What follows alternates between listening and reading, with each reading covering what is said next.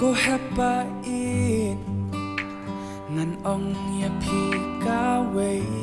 to shash korpa wat ken randin lada pi ur tis dang biang sa shi sin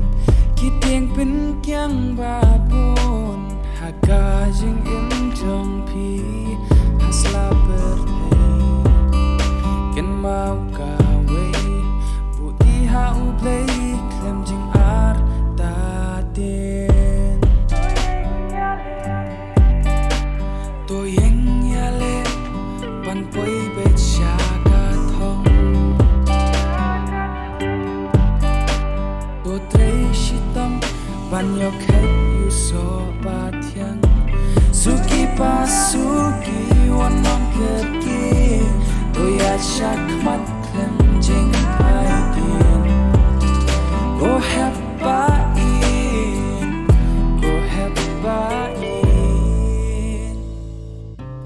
to shash kor jing sneng i me i pa kilong ik tin ko dor shisha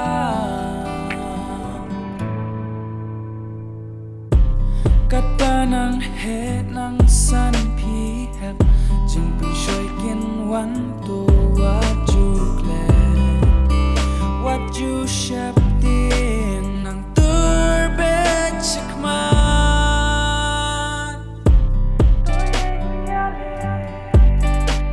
to yeng ya le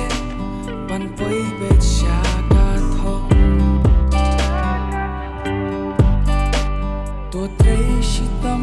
ban yo khet yu so ba thiang suki pa suki wan non ket ki